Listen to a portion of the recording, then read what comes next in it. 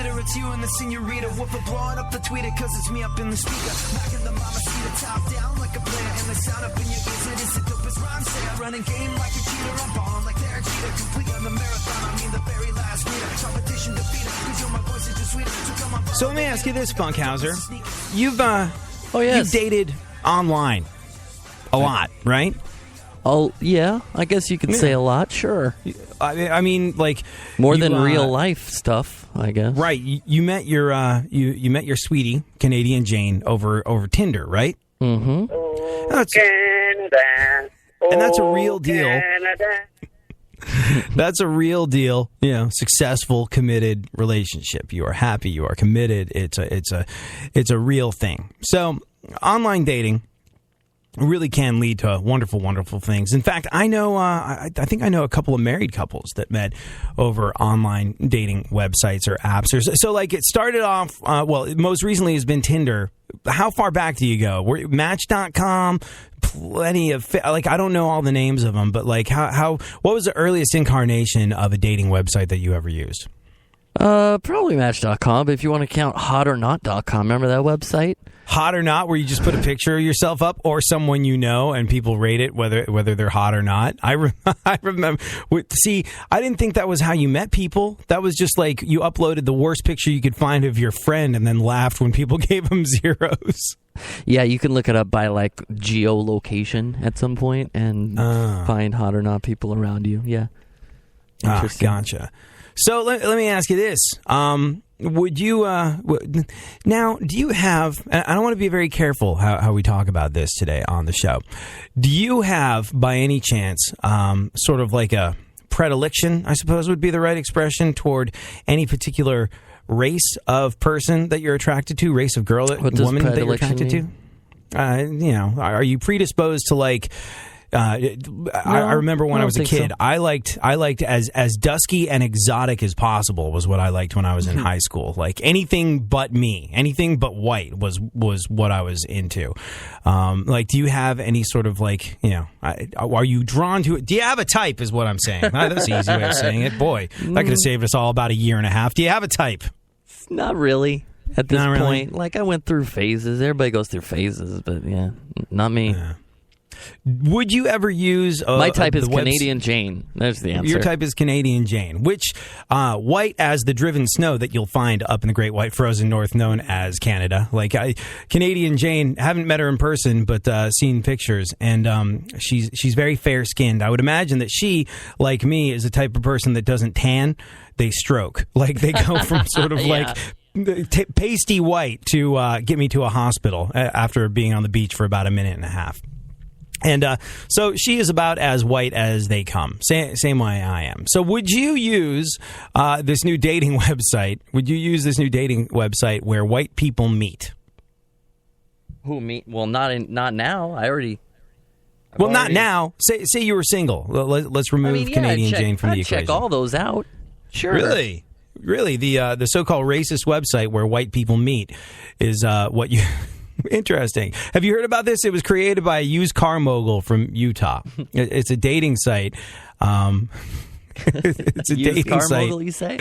Yeah, used car mogul. It's a guy called Sam Russell. He's 53. He's got a website called Where White People Meet, a dating site whose title more or less explains its purpose. Anyone can join his site. Anyone at all. But it has a somewhat exclusionary title, and it's irked a lot of people on the internet. Now, let me ask you this. Is it racist to have a white person dating website? There's something for everyone on the internet, so I don't know.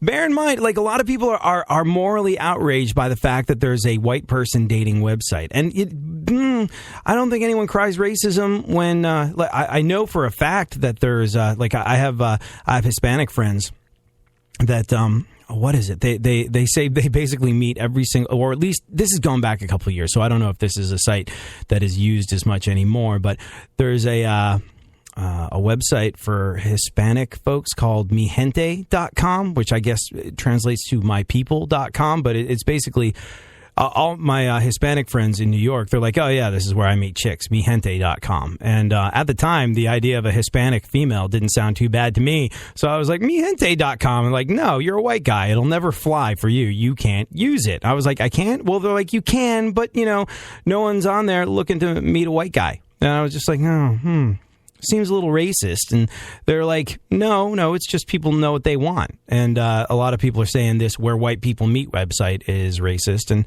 it could just be like, it's folks that know what they want. Like, honestly, I, after sort of like liking anything but me in my younger years, I have this thing. I like white chicks. As I've said numerous times on this show, I'm not racist.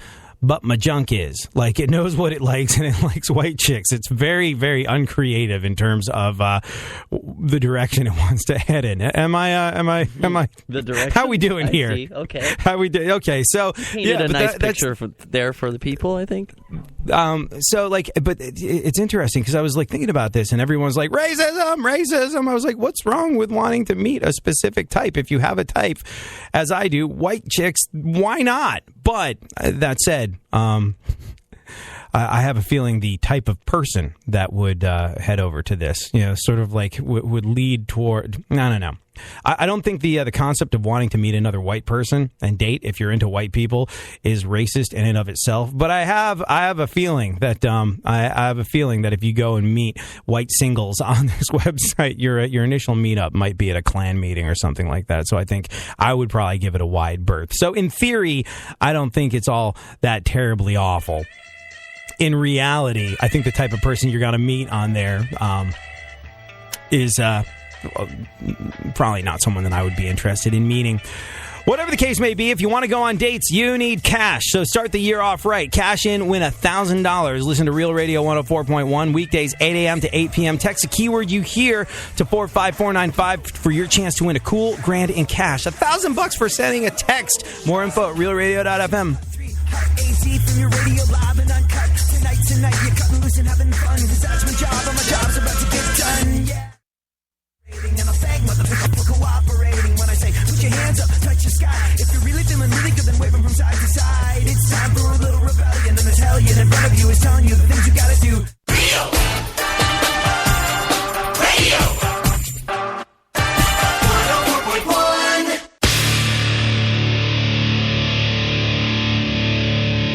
Where the left and right come together for fundamental truths. AD on the radio. Yeah,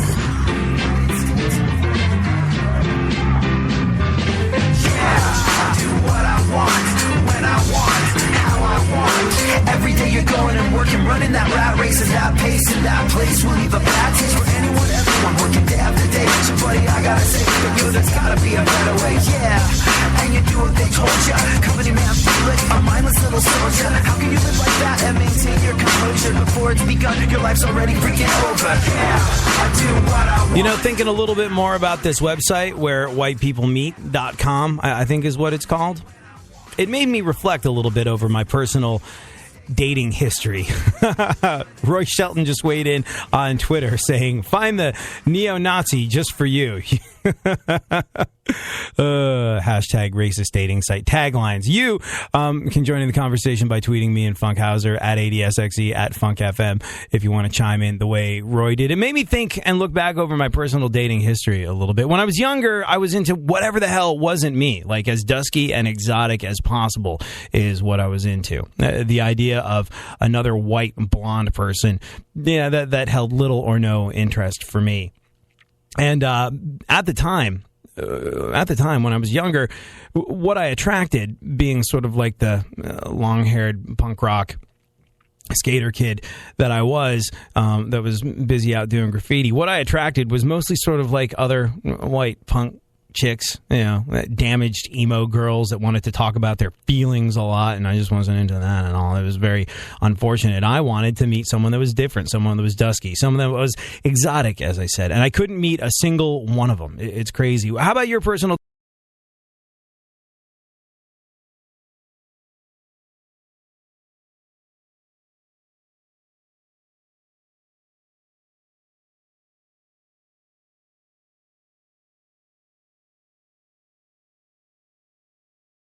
So let's see where you land on this time. Ooh, that's interesting. Variety really was the spice of your life?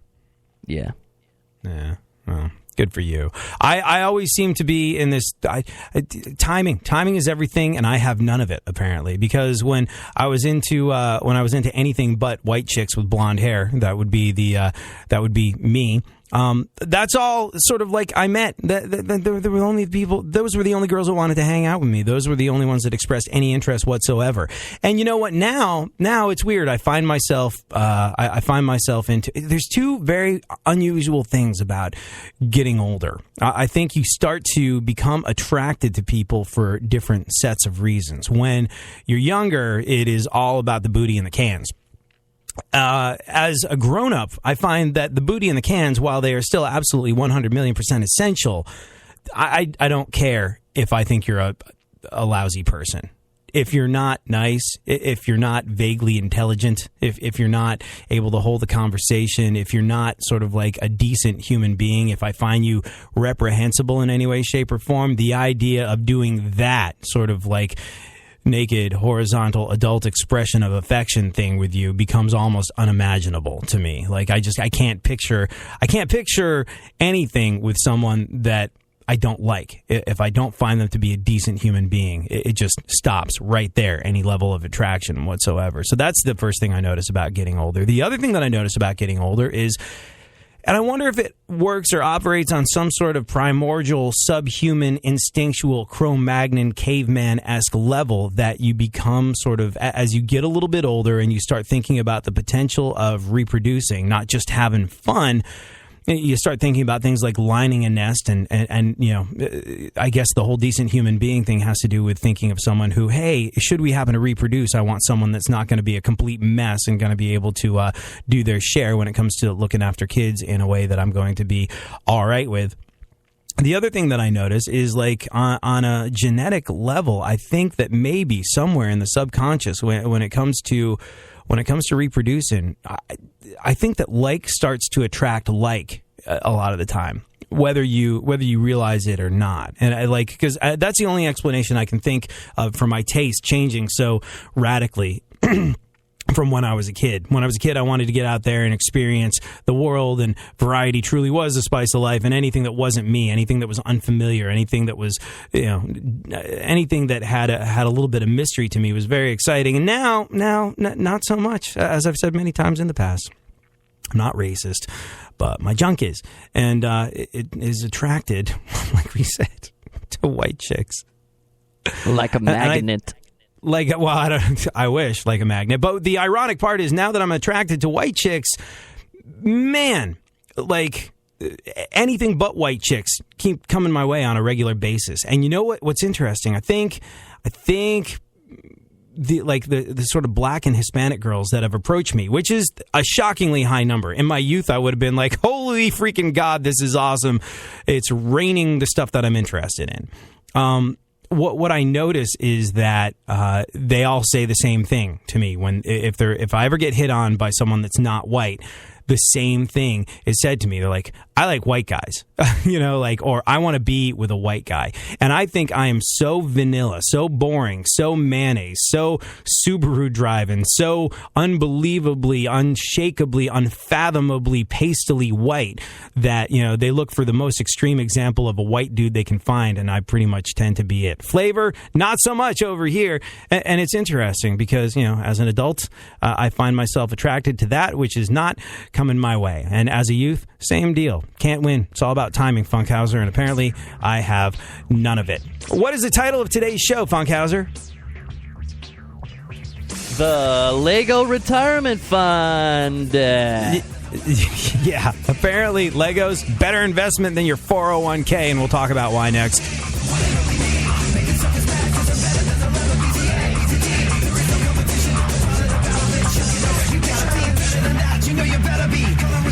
It's real to get ahead of me, cause I'm keeping my record, it's undefeated, and I'm just speaking the facts, I'm not conceited, cause my skills on the mic keep me paid like every day, it's like a weekend warrior and I'm totally awesome, and you totally suck, and if you come in the battle, you're totally out of luck. You never get the best of me, you never get the best of me, you never get the best of me, and you're about to see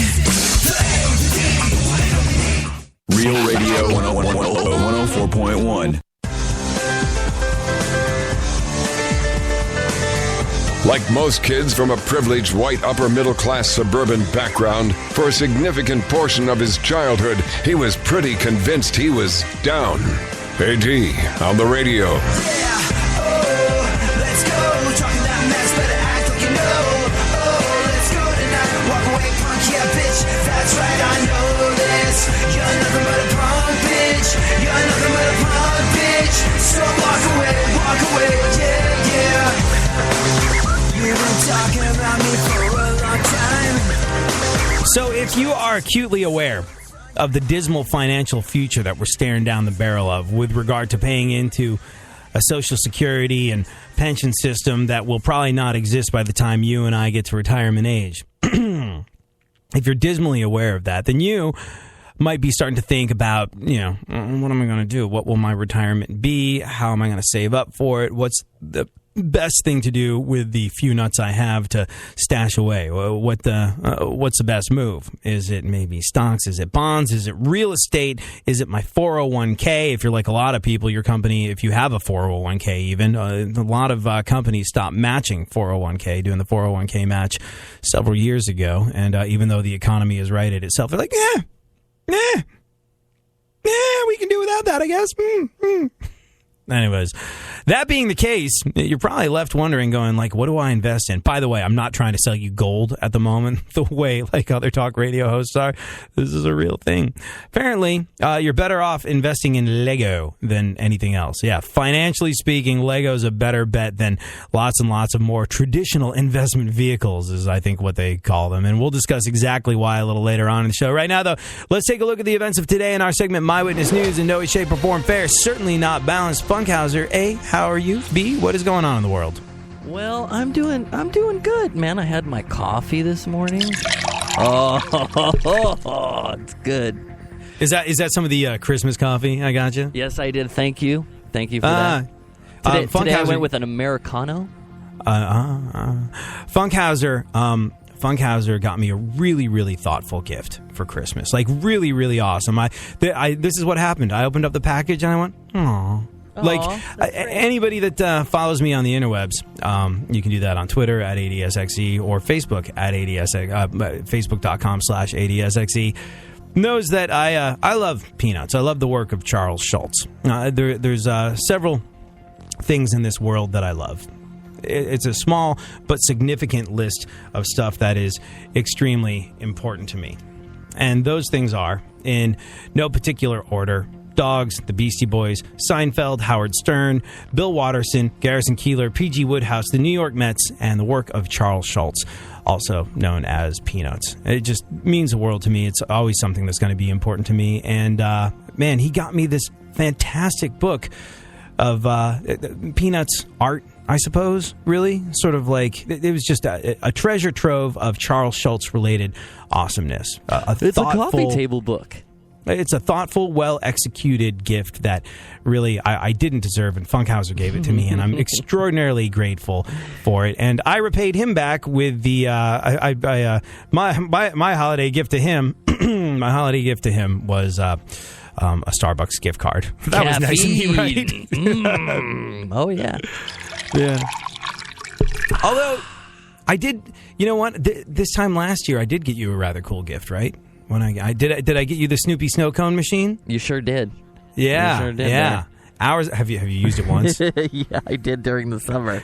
Yeah, see, everybody laughs, thinks it's going to be a kitschy thing that they never use, and then they use it and they go, "This is awesome." In fact, I gave a Snoopy snow cone machine to somebody else, and they're like, "Oh, we made adult drinks with that all summer long." I was like, "See, there you go, adult snow cones." There I courtesy. Went. Yeah. So that's good, But yeah, Funkhauser gave me a very thoughtful gift, and I was entirely uncreative and gave him the gift of caffeine. But you know what? The exactly gift of caffeine. Wanted. Exactly. It's what you want. I love gift cards. All right. So, like, you have to sell bodily fluids you have to sell whatever bodily fluids they'll take. You know, blood, plasma, the other stuff that can allow people in same-sex relationships, or those with differently abled reproductive organs to start a family. You got to sell all that stuff if you want to drink Starbucks regularly, or if you want to go to Jamba Juice regularly, or if you want to go to Smoothie King or one of those places regularly. You need to take out a second mortgage on your home to afford to consume those things. So those are those little luxuries that people like really enjoy, but they feel guilty spending money on it for themselves. So I always really love getting like a gift card to a place like that, where I'm just like, I really can't I cannot justify a $25 a day smoothie habit, but seeing as they gave me the money, why not indeed. So yeah, more sugar please. Yeah, absolutely. All right, Funkhauser, what's besides you having had caffeine, anything else you need to catch us up on before we get into the news? Not really, that's about it. On to the nudes. Experts now believe Americans are showering too much. Oh, I saw this. This kind of drives me crazy a little bit. Experts say Americans are showering too much. And if you're like me, you try and be vaguely healthy. You try and have healthy habits. You try and stay healthy. And what is so mind-numbingly frustrating about anything that involves health and or fitness or diet or exercise or stuff like that is there's so much contradictory information out there. You want to do the right thing, but trying to figure out what the right thing is in terms of your personal health is a difficult thing. And you think, like, bathing, cleanliness, which is supposed to be next to godliness, cleanliness is always going to be a good move. It'll always be a good idea to be clean as possible. But now, doctors have determined that we as Americans are showering entirely too much. Basically, they say once a day is okay, but you'd be better off like a few times a week.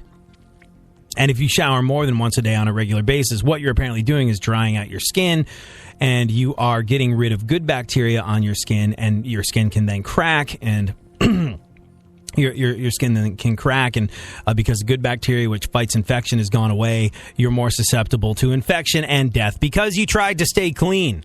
Like I said, frustrating the amount of contradictory information that is out there. And experts are now saying that Americans shower too much. At least according to a fascinating new study that definitely didn't include our IT guy around here. Woo! Go on. Today that IT guy is me. Sorry about that. Didn't take a shower last night. One of the many occasions that I've been happy that we broadcast from different cities. Go on. Bill Cosby's lawyer says Cosby is legally blind. Yeah. I don't know what bearing that has on today, but I guess if it had happened in the 80s, at least it could have explained some of the sweaters.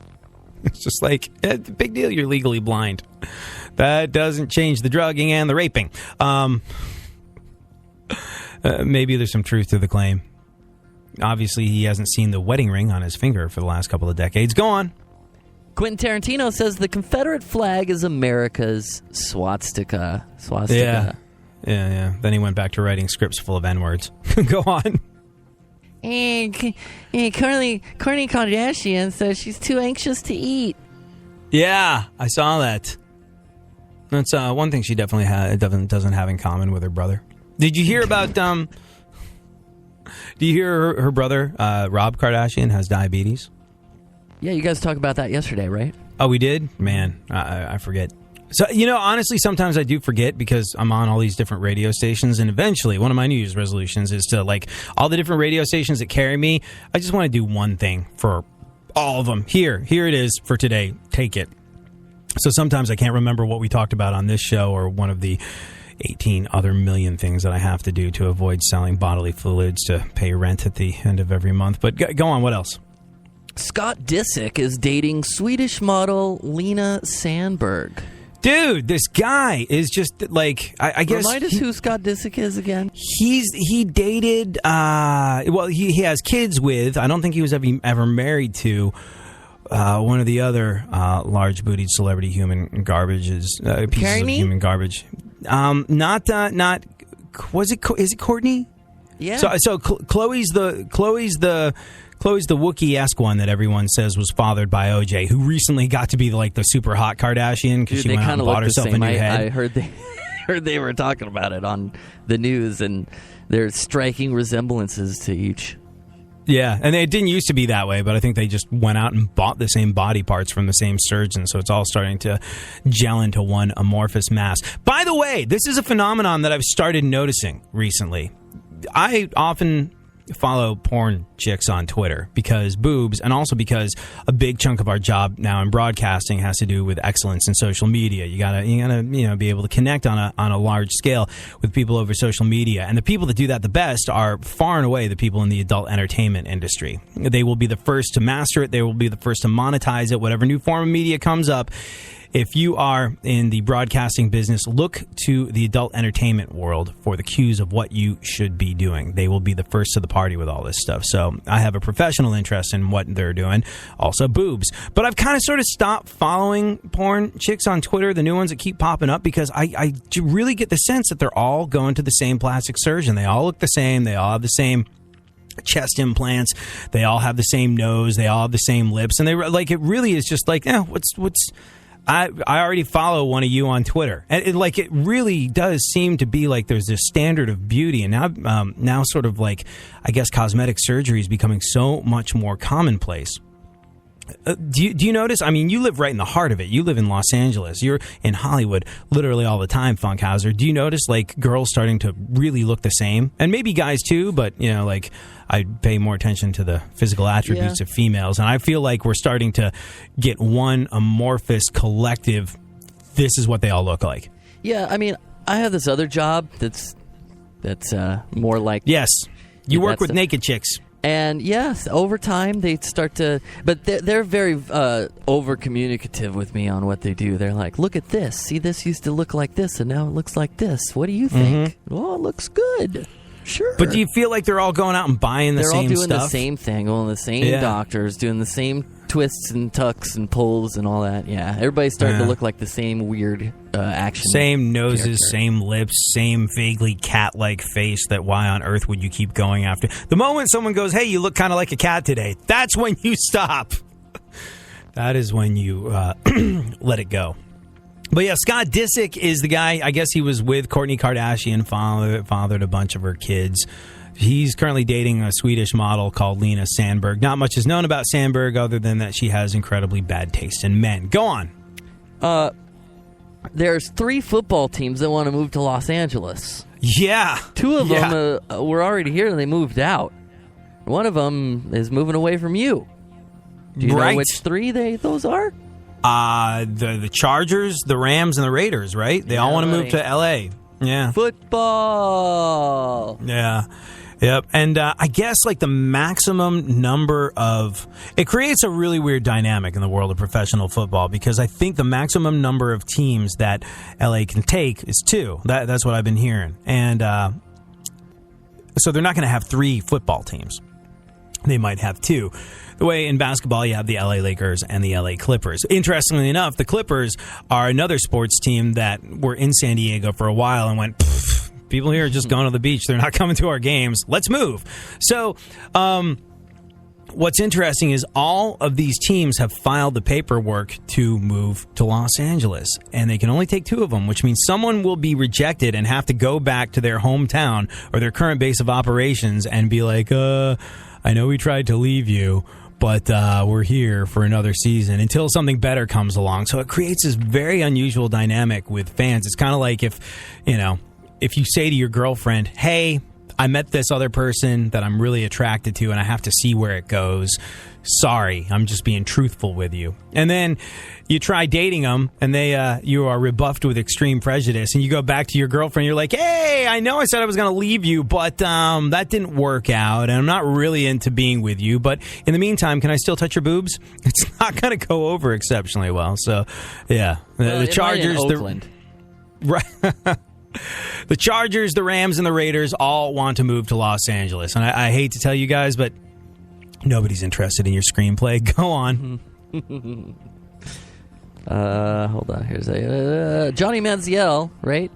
Johnny Manziel. Reportedly tried to go incognito by wearing a blonde wig and fake mustache at a club in Vegas Saturday night. Yeah. So Johnny Manziel, Drinky the Clown.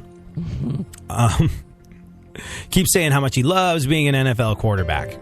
What he loves even more is drinking excessively, though. And if his behavior continues this way, this time next year he'll have an entirely different job, like assisting Santa Claus making toys, or maybe living in a treehouse making cookies. He's short. But what he did while he was in Vegas is unbelievably stupid. A little bit creative, but unbelievably stupid. And we'll talk about it next. 10 with puppies in my face, and Dad gotta join the human race. Time for a yawn and a stretch and a walk, you see. They know my aura at the rest, trying to cross the street. That's why when I shuffle in, my coffee's already waiting for me. Breeze on the patio, outdoor table, sitting with my puppies, Homer and Mabel, wondering how the rest of the day will be. Just then a kid stops by, jumps up to say hi, laughing kids and happy dogs, and yeah, that's kinda all you need. Sunshine coming my way, nothing's gonna change how I feel today, nothing's gonna get in the way of my perfect day, perfect day.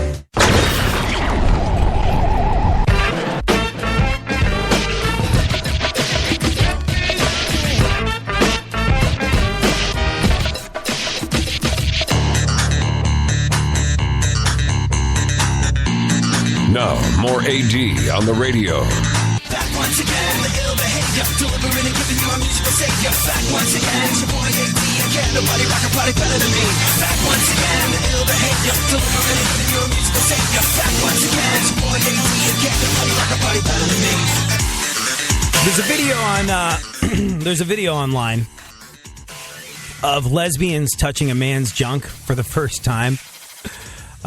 Spoiler alert. Where is it? Where is it? On my blog. You can see it on my blog. Oh. And yeah. Spoiler alert, the experience did not convert any one of these lesbians. One girl compared it to a disgusting job that she used to do at a butcher's shop. You can check out the video on my blog, or just take a listen to this. This is definitely the most nervous I've ever been. So I've never touched a I should not be nervous to do this. It's just a body. I feel like I've gone my whole life trying to avoid this moment. I think it's gonna feel like, when you go to the vet and your cat has to get like an injection, so they'll shave the fur off the cat, and then it's like the loose skin, or like a bag of raisins. I think it'll feel like a snake. Oh, it's softer than I thought it would be. I'm shaking.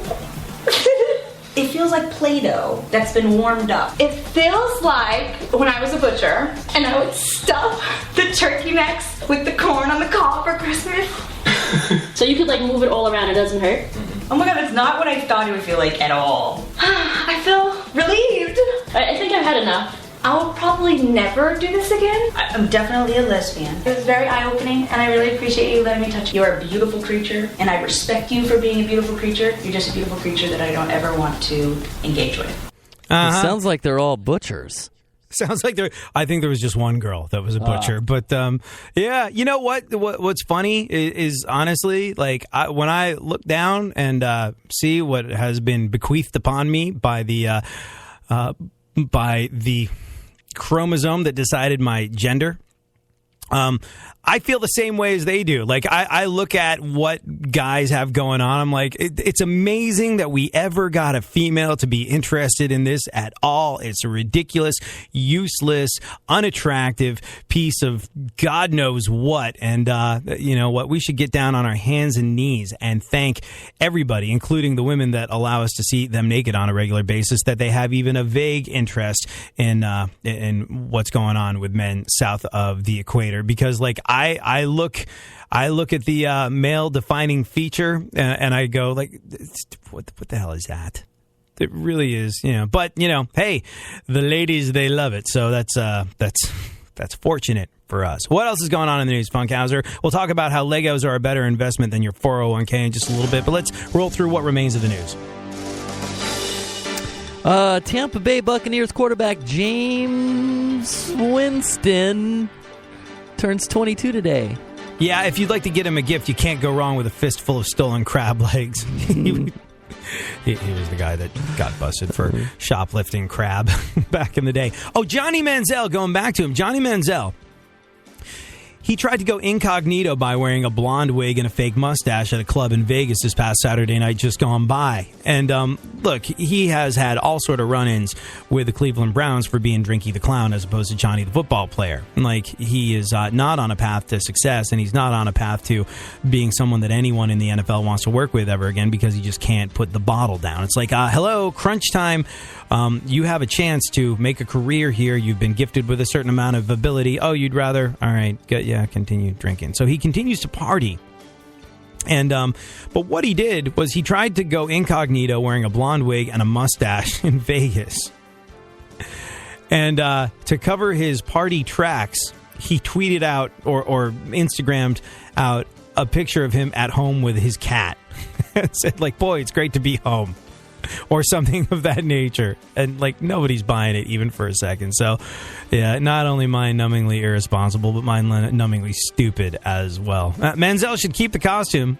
He should keep that blonde wig and the fake mustache because he's probably going to want to use it soon standing in the unemployment line. Go on. Bill Clinton. Yeah. Clinton began campaigning for Hillary this week. Yeah, he's out hitting the campaign trail for the wife. Well, doesn't she already have a misogynistic adulterer to get her elected named Donald Trump? Like, that's really... Okay. And I'll tell you this. I can tell you. I can tell you this much. I can tell you this much. I can tell you this much. Let me tell you. Go on. What else? The Ted Cruz campaign ranked in millions of dollars in December. Yeah, they did. But bear in mind, so did the new Chipmunks movie. My point.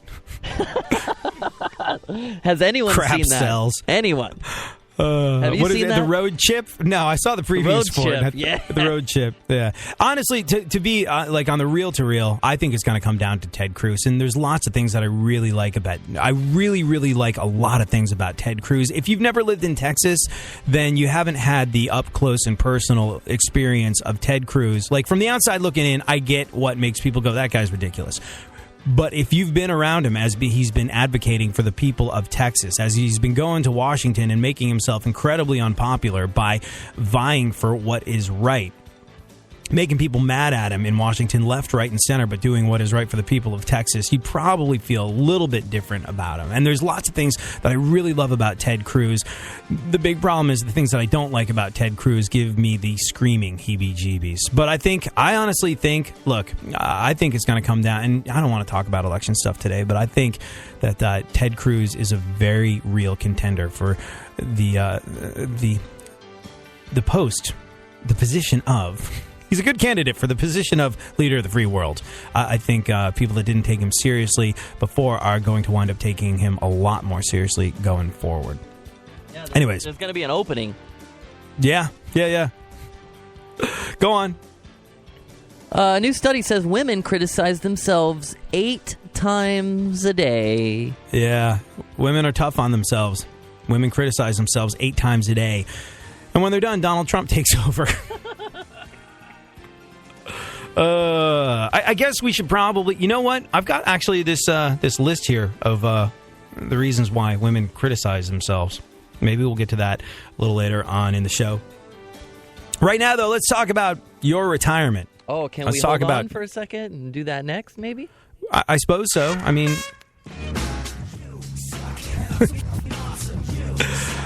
We'll talk about it next. As it turns out, investing in Legos, smarter than putting money in stocks. You suck, and I'm so awesome. You suck, and I'm so awesome. You suck, and I'm so awesome. My name is AD, your name will be AD, coming around like the renegade master. Suckers try to suck to me, they're headed for disaster. You're pathetic, phonetic, suck a lot, not a little. Better bring a wheelchair, cause I'm leaving you a cripple. I'm evangelistic, expialidocious. You're coming closer to me, I get ferocious. Yo, you suck, yo, I'm totally hype. And when I'm rocking upon the mic, I rock the mic. Now, someone who everybody wants to punch in the face. AD on the radio.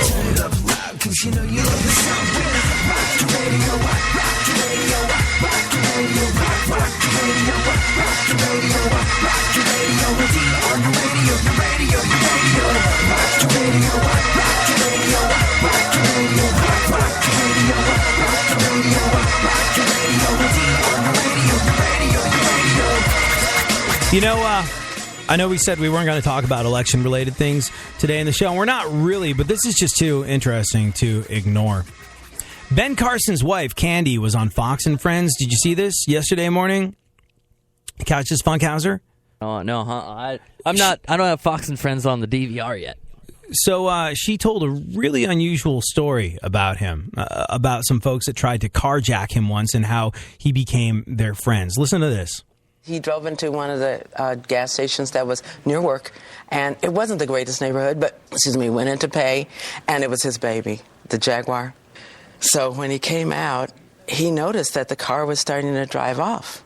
He wasn't in it. No. So he chased it and, caught up, and when the guys, they got out of the car, they put it in park, got out of the car, said, "Wait a minute, are you that doctor?" They were shaking hands, taking pictures. So that's funny. it. I want a picture with the carjacker. Yeah. I'll take the pacer next to you. So there you go. Yeah, drove into a gas station in a bad neighborhood, came out, saw his car driving away, chased after it, and became friends with the guys who tried to steal it.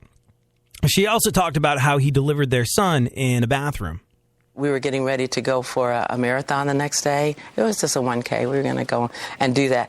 But BJ had other ideas because he came in less than 40 minutes. Your son. And I was in the bathroom, and baby was about there, and Ben came, and I said, "I think the baby's here. I think the baby's here."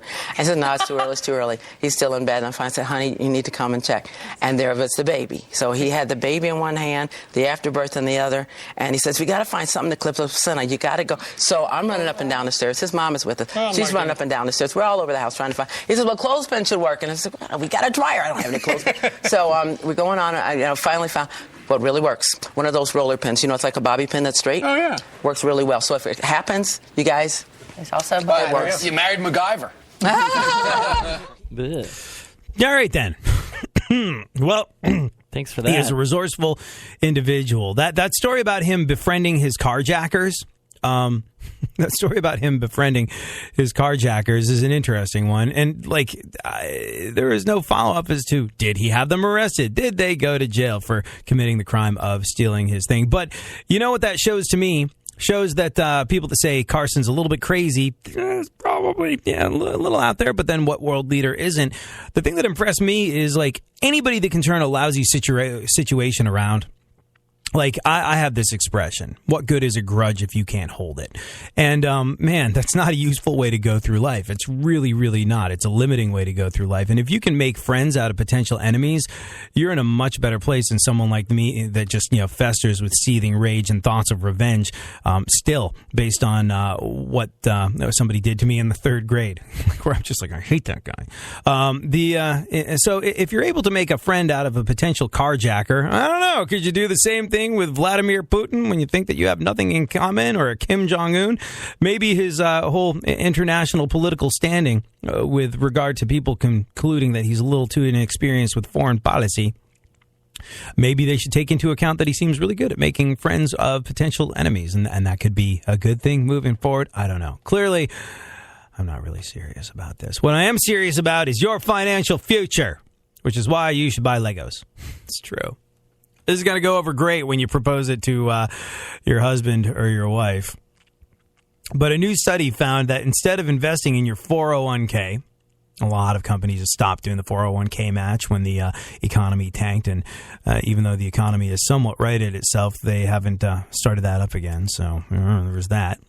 But instead of investing in your 401k or mutual funds or stocks or gold or pork belly futures or whatever the hell your nephew's Kickstarter startup is, the smartest thing you can do with your money right now is to invest it into Legos. Yeah, Legos. True story. See, did you have Legos growing up, Funkhauser? Oh, yeah. So Legos have hit upon something, a prize-winning formula that has allowed their products to maintain their value. Now, when you think of Legos, if you're not a collector, if you're not an enthusiast, if you're not a kid, you probably don't realize this, but it's more than just bricks that stick together. It's sets that create certain things. And Lego, they're constantly retiring their sets. You know, the current Star Wars Millennium Falcon Lego set. That won't be available in a little while. And this makes them become rare and valuable. And their prices go up at a very steady and predictable 12% a year over year. Which, if you're into this kind of thing, if you're into the world of finance, that is a much better and more predictable, safer return than any of the traditional investing methods in this day and age. Your 401k, you don't get a 12% return on that. If you're into CDs, certificates of deposit, you don't get 12% on any of those. Of course, there are some catches. One, if the market ever drops out for Legos like it did for something like Beanie Babies, or Pogs, or whatever the hell, you are beyond, and I mean beyond, screwed. And two, even worse, you have to keep the Legos sealed and in the box and not play with them. So the idea is not to buy Legos and do what people do with Legos. The idea is to buy Legos, put them in a polythene bag, the original box. Don't open the box, put the box in something sealed, and put it in a climate-controlled storage space so that it remains like new for years to come. So that's not a tremendous amount of fun. But if you are looking to diversify your portfolio at all, you could do a lot worse than snapping up some of the Star Wars The Force Awakens Lego sets. Maybe you'll even get the joy of ripping one out of a child's hands in the aisle at Target or Toys R Us, and that's got to add an additional note of satisfaction that you can't place a dollar value on. Am I right, Funkhauser? Oh. Yeah. Funkhauser, do you wear hats? Sometimes, baseball hat. I had a New Year's Day hat. It was like a corn cob hat. Interesting. I had this gig every single Sunday night for years. I would go to a club and host a club night, and it was part of how we supported local musicians in Texas. When I was doing nights at the Buzz in Texas, I was the guy that took care of what we called the Texas Buzz, which was like local music and local musicians, and we play them on the radio and showcase them, and it was really great. But it was on a Sunday night, and I would go do this every single Sunday night, and what you can't be bothered to do on a Sunday night when you're looking down the barrel of a Monday and you realize you have to go back to work. You cannot be bothered to pretty yourself up. So I would throw on a radio station T-shirt, and to avoid having to do my hair, so to speak, and to avoid any kind of contact with a comb, I would just throw on a baseball hat. And I would just do this every single Sunday. One Sunday, though, I was feeling very saucy. I was feeling a bit dandy, a bit chipper, a bit wahey. And so I showered. I made myself all pretty. I washed and dried my hair and ran a comb through it and went off to the gig feeling like I was all pristine and special and, had made an extra effort, and that was a good thing to do. I was clean, even though you're not supposed to shower more than once a day, according to doctors now. I had showered twice that day, and I felt pretty good about it. And I show up to the gig. Freaking nobody recognized me. Like, people that I'd known for years walked right by me. I was like, hey, dude. They're like, oh, my God, I didn't recognize you without your hat. And I realized that I had been irrevocably committed to wearing baseball hats at all time. Who are you? You're the guy with the hat that's on the radio. Now I never have to worry about doing my hair. So I wear a hat pretty much at all times. And it's good because I have longer hair and it keeps it out of one's eyes. Here's the thing. Comedian John Heffron weighed in on men's fashion and how to wear hats, and it gave me some food for thought. I'm in my 30s. I don't know how to dress. I'm too old for Abercrombie, but not old enough for Tommy Bahama. So I'm like a tweener. I'm in this weird stage, It's true. And you can tell that I'm getting older because when I was at the mall, every guy under 25 bugged me. Right? Here, and then I'll get to my act. But here's the deal. There's an acceptable way for a man to wear his hat, okay? That is, your bill is either at 12 o'clock or 6 o'clock if you're a sniper or a catcher. And when I was a kid and you wanted to act dumb, you took your hat and went sideways and went, I'm so dumb, I don't know how to wear my hat. And maybe it's just me being older. I don't get it. I don't get leaving the sticker on the hat. I saw one kid, he actually had the price tags and everything still on the hat. Why don't you delete the bag the hat came in on your stupid head?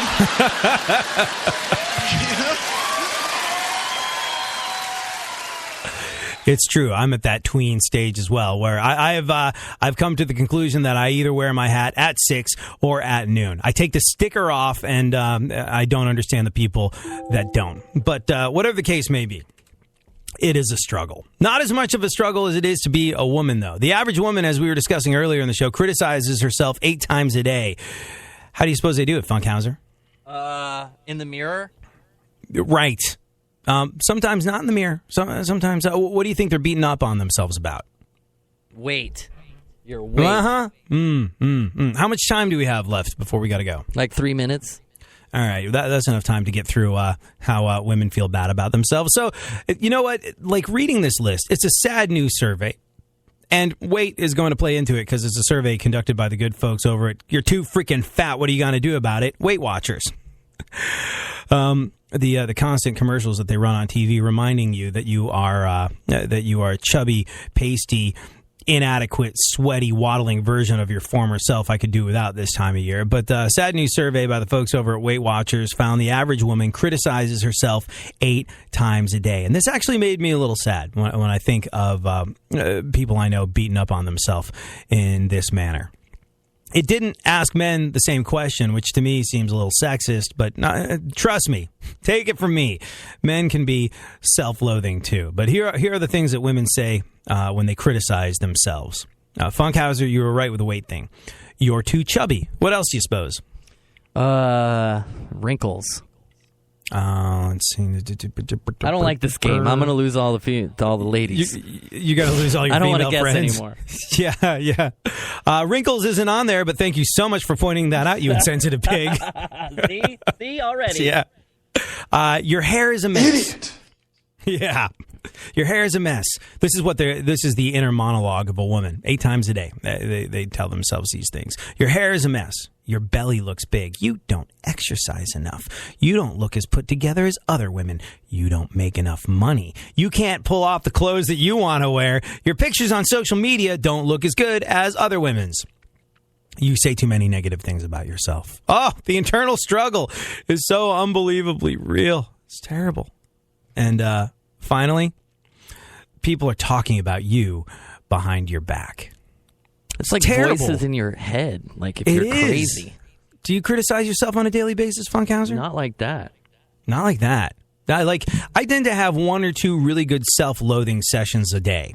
And they are motivated by things in my life that I'm unhappy with. And look, I'm a guy that believes in personal responsibility. If there's something in your life that makes you unhappy, it's not, if you're an adult, it is no longer your parents' fault. It's no longer your educator's fault. It's no longer the government's fault. It is no longer your boss's fault. If there's an element of your life that bothers you in the extreme, guess whose life it is? That's right. It's your life. So this is what I think to myself. When there's things that happen during the day where I'm just like, this sucks, I realize that it's my fault and I loathe myself. But then it's over and done with. So I don't know. Bearing in mind that if this is really truly a woman's internal monologue, let me tell you, ladies, you're hot. Your hair looks great. If you have a belly, we don't care. So do we. Maybe we should all exercise a little bit more. You are just as beautiful as every other woman that I am leching at all day long. Do you make enough money? None of us do.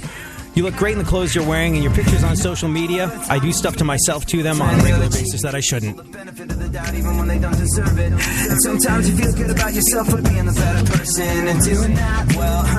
This is not one of those times. I don't think